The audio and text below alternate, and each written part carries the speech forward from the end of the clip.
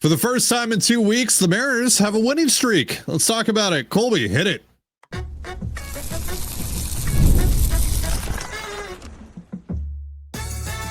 You are Locked On Mariners, your daily Seattle Mariners podcast. Part of the Locked On Podcast Network, your team every day. Ahoy, sailors. It is Tuesday, August 26, 2025. This is Tony Gonzalez and Colby Patnode for the Locked On Mariners podcast, part of the Locked On Podcast Network, your team every day. This episode is brought to you by FanDuel. Football season is around the corner. Visit the FanDuel app today and start planning your futures bets now. And as always, if you want to hear from me and Colby even more and help support the show, you can check out our Patreon. All you have to do to check that out is click the link in the description of this episode. Mariners beat the Padres 9-6 last night. We'll talk about the offense. We'll talk about Bryce Miller and get you set for the final two games of this series. The Mariners have scored 20 runs combined in the last two games. They actually have a winning streak for the first time in 2 weeks. It's 2 games, but we'll take it. It's better than the alternative. It's better than anything we saw over the course of that road trip. So, yeah, the Mariners are in a much better spot. Seems like they're finally getting back on track. Seems like this offense is finally getting back on track and looking a bit more like that first homestand that they had together after the trade deadline. Cal Raleigh hits the big 5-0 yesterday. He is the first catcher to hit 50 bombs in a single season and continues to extend his record in that department. He also becomes the first switch hitter in Major League history to hit 20 plus bombs from each side of the plate in a single season. So yeah, like Mickey Mantle didn't do that. Carlos Beltran didn't do that. Crazy stuff. How many other switch hitters can you name, Ty? How many can you name, Colby? Carlos Guillen. Okay. Eric Ibar. Boom. Solid. Yeah. Jorge Polanco, who got to 20 yesterday overall on the season, but sure. 20 nonetheless. Big game for Polo. Goes three for 4. Big 2-run double down the right field line. Big 2-run home run to get the Mariners back into this one because it was 4-1 at one point in the Padres' favor. They hit a trio of home runs off of Bryce Miller in the second inning and kind of seemed like a recipe for disaster. Seemed like things were getting out of hand very quickly there for the Mariners, but Polo strikes back immediately with that 2-run bomb, brings the Mariners within 1 to make it 4-3. And it was pretty much all Mariners from that point forward. The Padres did threaten towards the end of this game. They did pick up a couple of runs to bring it within 3. But the Mariners, again, like I said, they wind up winning 9-6. And again, really nice to see some consistent production out of this Mariners offense, which we haven't seen much of. Now it's only been 2 games, but still it's nice to see them blow up for 11 on Sunday and then come right back to the ballpark and put up 9 on the scoreboard. So yeah, big night for the offense. Thoughts? Yeah, it was kind of a weird night for the offense because they weren't just, torching the baseball. They had a couple of bloopers and a couple of seeing eye singles that just kind of found their way through, and they led to runs, and they scored runs on those for the most part. So, kind of a weird night. Typically, when we see the Mariners explode for 7, 8, 9 plus runs, it's with a ton of extra base hits. It's with a ton of home runs usually, and a lot of walks and a lot of hard contact and things like that. And last night it was more of a kind of hit them where they ain't type of situation, and it led to 9 runs. I mean, you just think about the kind of the seeing eye single that gets by Machado that scores the go-ahead run early in that game or middle of that game from Naylor. You think of the base hit that Randy had that literally hit off the first base bag and bounced back to the pitcher. And never seen that before. No. You think of JP Crawford's 2 RBI single that just barely out of the reach of the Platinum Glove winner Fernando Tatis Jr. in shallow right field. Like, that's runs, and you turns out you needed a lot of you need pretty much all those runs to have any kind of safety in this game, and so yeah, it was kind of a weird game overall for the offense. I mean, they had 10 hits, they scored 9 runs, right? They struck out 7 times. Like, that's a good night. Anyway, you slice it. It just looked different than what we've seen in the past when the Mariners explode. Like, when they did it yesterday against the A's, it was just loud contact for the first 3 continuously. And you remember, you go back to the the one game they won against the Mets where they scored 11 runs. It was 8-9 doubles. And they were just torching the baseball all night. And then, last night, nope, not so much. Not a lot of hard contact, but good enough contact to score 9 runs and to take game one and kind of hopefully continue a trend of your offense scoring runs at T-Mobile Park. So it turns out you needed those runs too because Bryce Miller wasn't all that sharp. The bullpen, really weird night for the bullpen in addition to a weird night for the offense. But overall, much like the offense, bullpen got it done. So it was a weird game, but Polo, obviously the star of that one. Huge night for him. JP had a couple of hits as well. Naylor had a couple hits. He's been in a little bit of a mini slump recently. So good to see that the Mariners were able to produce without getting much of anything from Julio or Gino in this one. And on the road trip, they didn't get anything they got stuff from those guys and they couldn't win those games. And now back at home, not really getting much from them and they're winning games again. So I don't know. Maybe this team maybe this offense is T-Mobile Park merchant. I don't know.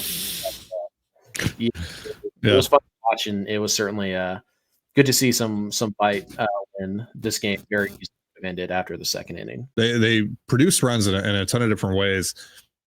It's nice to see, and it's nice to see that they can, figure out different ways to win ball games. And so, that's obviously going to be very important once October comes around, assuming that you get there. Which you got quite a bit of help last night. Yankees and Red Sox did win, but Royals lost last night, so you have even more ground in between you and them. The Guardians lost again. They're kind of they lost 6 in a row. Yeah, 9 of their last 10.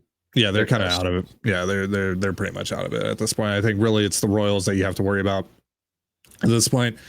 And it's not September yet, but screw it. The magic number is 27. Just putting that out there. You need a combination of 27 Mariners wins and Royals losses to guarantee yourself a spot in the playoffs. So just something to keep an eye on there. Yeah, the way I've kind of been looking at it is I've hit a number that I think they need to have to make the playoffs, and I've been looking at that as kind of their magic number. Although I think I've overshot it, what it will take because the Guardians have since fallen off significantly.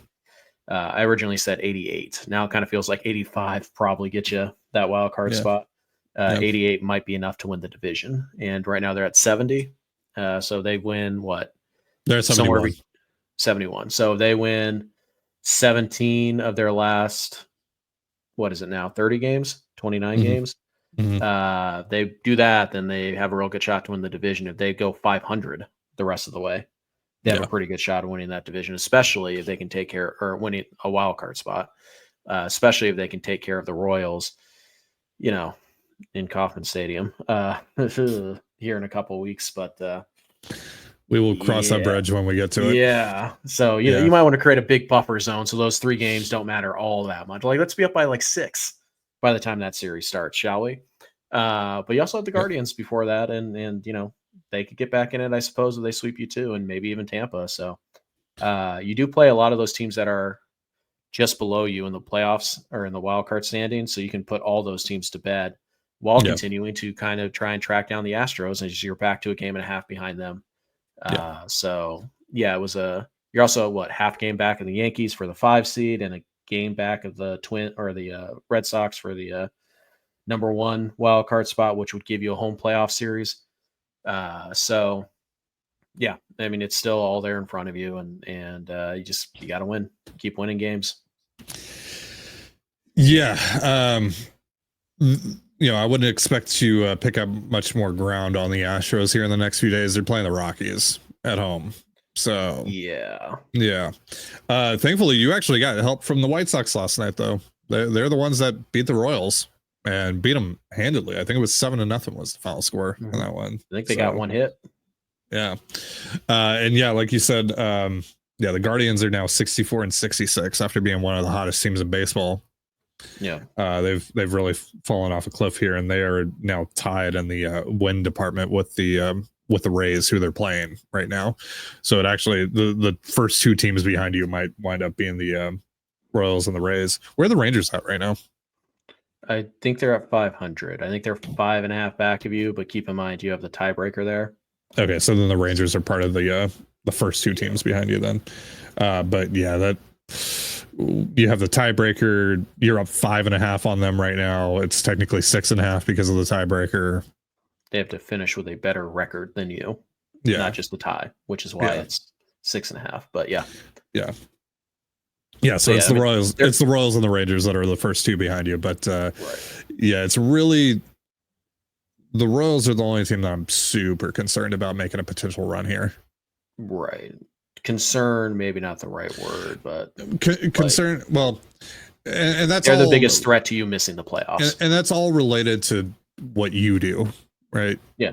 You have to fumble the bag pretty bad to let's not put it past this franchise to do so, though. Never. Yeah, but you have to fumble the bag pretty bad to allow the Royals. It's less about the Royals and more about you. Yes, that's what I'm ultimately trying to say. If you go 500 the rest of this year, you're probably gonna, especially if you win that series in Kansas City as part of you going 500, you're going to be in the playoffs. You're just probably going to be the 6th seed and have to go to Houston for 2 games. So. Still focus on that division, but I still feel like that division is going to get determined by that 3-game set down in Houston in the last week of the year. So we'll see how it goes. But everything still in front of you, except for probably winning one of the top 2 seeds and getting that bye. I think you probably blew that opportunity when you went 2-7 on that road trip. Yeah, we'll see. I'm still waiting for the Blue Jays to go on a little bit of slump here. I mean, it's been 130 games and they haven't yet. So but yeah, so 27, the magic number. So basically any Royals loss from this point forward should be viewed as a win because it just lowers that number and it gets you one step closer to making the postseason. So keep an eye on them. And obviously the Mariners just need to keep on winning and stay relevant in this division race and all that stuff because the goal shouldn't just be to get into the dance. Should be to put yourself in a really nice position to get far and securing a home playoff series, especially in the wild card round, would be huge, especially with how much better this team is playing at home. Right now they are 40-26 at home. They're 31-35 on the road. So you want to try and play home games in October. All right, we are going to switch gears here. We're going to talk about Bryce Miller, who made his first start at T-Mobile Park in a little while last night. Go over that in just a moment. But first, a reminder, this episode of the Locked On Mariners podcast is brought to you once again by FanDuel. August 26th is officially FanDuel Futures Day, a brand new holiday for football fans who live for bold predictions and preseason hunches. For just 24 hours, FanDuel is giving you deals on NFL season predictions. So whether you're calling your MVP, eyeing a long shot division winner, or ready to crown your Super Bowl champ before week 1 even kicks off, this is your moment. I'm taking Lamar Jackson to not only win the MVP, but also finally get over the hump in January to take the Ravens all the way. And if you disagree, you can visit the FanDuel app today and start planning your future bets now, because Futures Day is one day and one day only. FanDuel, play your game. And you're listening to the Locked On Mariners podcast. For instant reactions following every Mariners game, be sure to tune in to the Mariners postcast with Anderson Hurst and Christopher Crawford, available on both the Locked On Mariners YouTube and podcast feeds.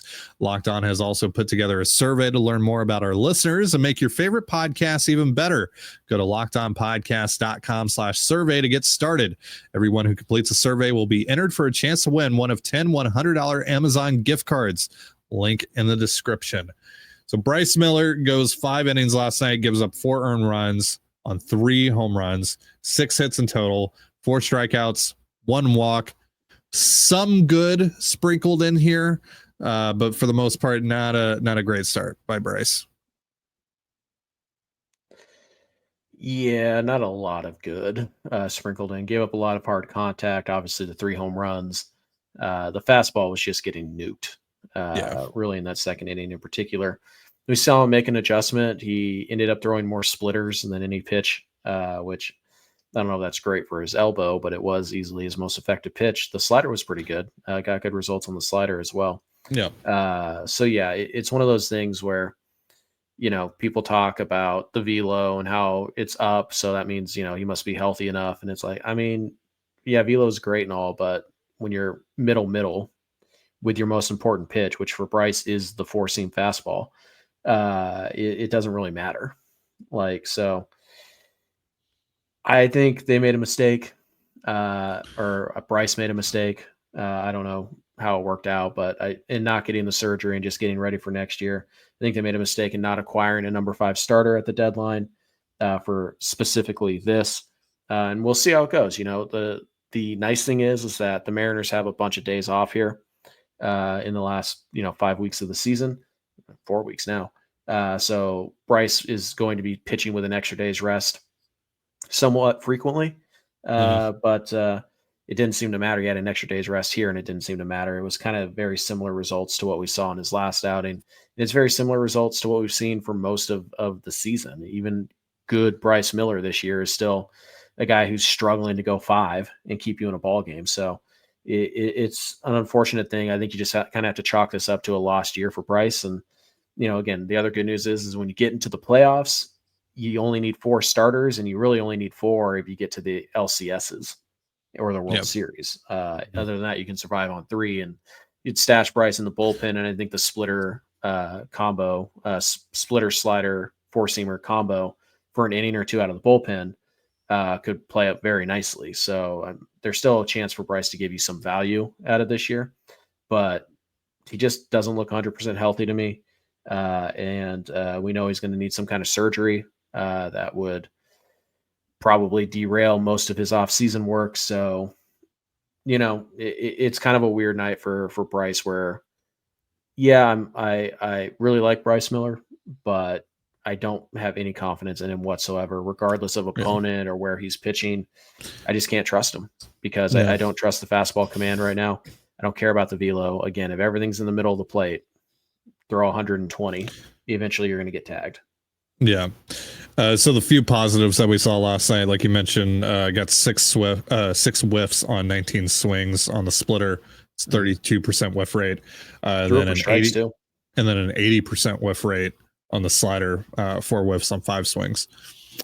His first inning was pretty good. It was pretty encouraging. He did give up the double to a rise, but that pitch was at the eyes. That's just classic rise hit. Yeah, it's just one of those things where it's like, okay, whatever. But he was able to work around that. And so, that's kind of what made the second inning even more disappointing, because the first inning actually looked pretty promising. Then it just kind of went off the rails. But hey, from that point forward, he locked in enough, was able to get through the next 3 innings clean, relatively clean, didn't give up another run. And, I'm glad that Dan didn't try to squeeze any extra outs out of him from that point forward. Once it was 9-4 Mariners, he just called it at that point. We're putting in Caleb Ferguson, against the 2 big lefties and O'Hearn and Sheets. But yeah, this is just kind of the reality of Bryce Miller in 2025. And what you have 4 more starts for Miller the rest of the way. 5. About 5. Yeah. Unless they want to skip him, which they might, but yeah, they might. And like you mentioned earlier, they do have quite a few off days coming up. Yeah. So it's possible they might do that, especially depending on, matchups, all that. I don't know if he would be lined up to pitch in the Astros series, but maybe they would change things around so he doesn't pitch in that series. Who knows? But yeah, it's just, you just kind of hope that it doesn't completely blow up with Bryce. And he's just able to give you 5, maybe occasionally you can get 6 out of him of, 3 to 4 run ball, and just hopefully your offense is pretty good that night. Seems like that's kind of just the situation that you're going to be in whenever Bryce takes the bump. And if you get better, great. But that's kind of just a bonus. All right, so the Mariners and the Padres wrapping up the series the next 2 days. We will go over the next 2 games in just a moment. But first, a reminder, this episode of the Locked On Mariners podcast is brought to you by 5 Hour Energy.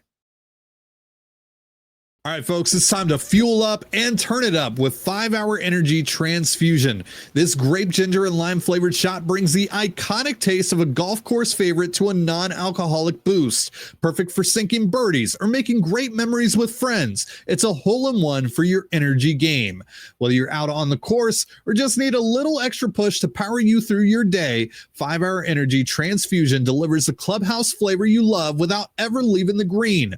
In golf, is all about good times with good people and good flavors. The grape, ginger, lime flavor 5-Hour Energy Transfusion gives you the best parts of your clubhouse go-to without leaving the course or chasing down the bev cart. And now you can amp up the fun even more. Just buy, snap, and enter for a chance to win a dream golf trip for 2 to any golf tournament in the USA. Tee up that trip. Visit 5hewin.com for full rules and entry. No purchase necessary. Excludes the Masters Tournament. Ends October 31st, 2025. And you're listening to the Locked On Mariners podcast. So, what's on tap for tonight and tomorrow? Dylan Cease against Luis Castillo in Game 2. Brian Wu versus Yu Darvish tomorrow in the series finale. Cease having a weird year. Striking out a bunch of guys, but also sporting a 4.71 ERA. He's given up a ton of runs. He's had some iffy moments over the course of the year, for sure. And then Darvish, his overall numbers kind of ballooned due to an 8-run outing that he had. But as of late, he's actually been pretty good. So that's going to be a tougher one. And that's obviously a guy that has quite a bit of experience pitching in T-Mobile Park, all that. But you got Wu to counter him. Wu's obviously been your best and most consistent guy. We'll see if he can continue that streak of 6+ inning starts. That's obviously at 25 now. Mm-hmm. So we'll see if he can make it number 26, give the Mariners a good chance to win tomorrow. But I'm fascinated by this game tonight, and I'm really fascinated to see Luis Castillo. Because again, I don't think that his struggles on the road were just, he's not pitching at T-Mobile Park related. He also needs to get his mechanics under control here a bit, because it's not going to matter wherever he's pitching if he's throwing the ball like he did in Philadelphia and New York. Yeah, you'd like to see the velo sit more 95 than 93, and you'd like to see the arm side misses be measured in an inch or two as opposed to half a foot. And so that's really the tell for Castillo is he's missing arm side, because once he starts missing badly to the arm side with his 2-seamer and his 4-seamer, it's pretty unusual for him to find it in the middle of an outing. So typically it's the hard stuff he misses arm side, the soft stuff he misses glove side. And again, the misses are bad. They're not just missing the inside corner or anything. Like, no, they're 7-8 inches off the strike zone. And that's a problem, because you can't even entice guys to swing at that. So it'll be all about command and control for him tonight. Hopefully he can go at least 6 or 7. You had to use your 4 of your big 5 guys in that game yesterday. And, Munoz pitched a little bit, in that A's series, but he should be fine and good to go tonight as well. Brash, they probably not available, but you should have Spire, you should have Bizzardo and all those guys. So hopefully he can give you 6-7 good innings, and the offense can get to work a little bit off of Cease, who's nasty stuff, but is who he is at this point this season. He's the guy you can score some runs off of. He's probably going to rack up the strikeouts though. So, be prepared for that. But you just need Luis to be solid, give the offense a chance to win it. And the offense hopefully can carry a lead into the 6th, 7th inning, because as we talked about earlier, you don't want to face, you don't want to go into the 8th inning against this bullpen trailing by a run, because the game's probably over at that point. But go out there, win a game tonight, win a series, and have some fun with some, with some house money on Tuesday on Wednesday before you head out back on the road for an interesting road trip. Yeah. Before we wrap up here, the Mariners have dropped their 2026 schedule.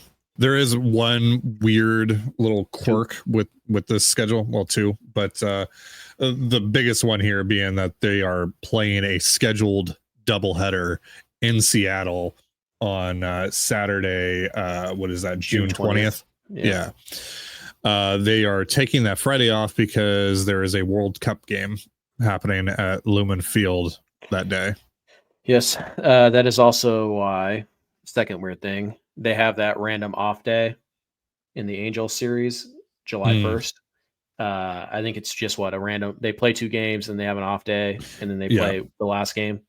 Yeah, they play Monday, Tuesday, and then they're off Wednesday, and then they play the series finale on Thursday. Right. That is also because of the World Cup matches happening at Lumen. Gotcha. So, Yeah. Yep.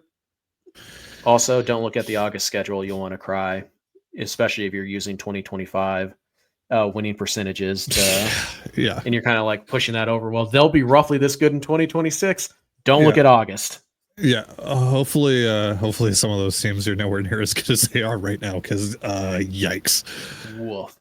Yeah, this is just for those of you curious, it's the Tigers, it's the Yankees, it's the Astros, it's the Brewers, it's the Cubs, it's the Phillies, it's the Blue Jays.